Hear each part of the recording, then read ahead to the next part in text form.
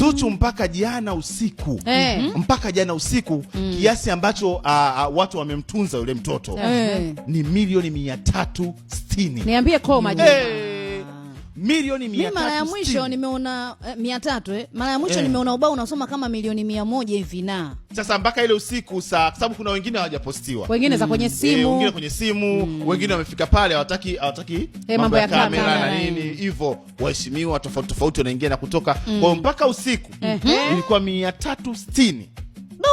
Wewe akaunti yako ina shilingi ngapi? Yala ya alam. Au wamekata.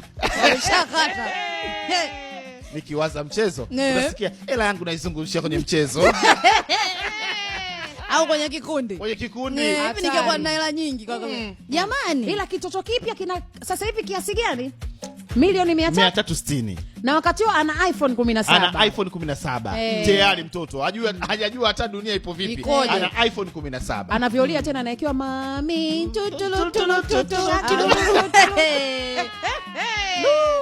Akia Mungu. Hatari sana. Unajua unaweza kusema kwamba kama dunia hivi tunasindikiza watu, lakini ndio majaliwa. Watu wanaishi, wengine wanaishia. Ni majaliwa.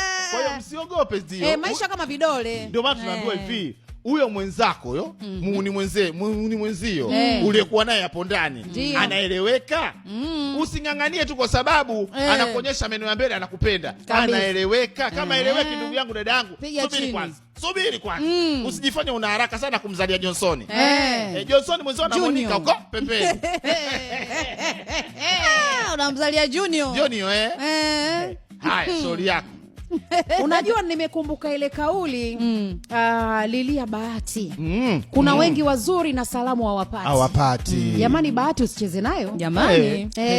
Kuna watu wana bahati zao. Wana bahati zao.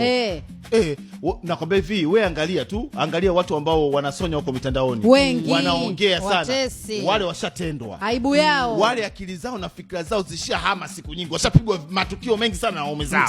Na wapenzi wao. Haswa. Kwa hiyo wale ndio chuki zao sasa wanaleta kwa kila mtu. Kila mtu anataka haribikiwe. Kila mtu anataka haribikiwa, wafanane hali. Sasa Mungu ndio maana kaika vidole havifanani. Kila mmoja na wakati wake, kila mtu yake. Kwa usitake tufanane viwango. Alafu pia licha ya kufanana viwango, Juma, unatafuta kiasi gani? Mwenzako anatafuta too much. Wewe kazi yako umelala. Asubuhi ukiamka unachukua bando tena unaomba. Bado. Naomba buku. La kumtukania mtu. Unaingia wewe unafikiri utafanana na mtu anayetafuta? Tena hapo Monica, nikwambie kitu kimoja. Mimi ni waombe majirani. Sisi tunaoishi kwa mtaani usoni kwetu. Majirani.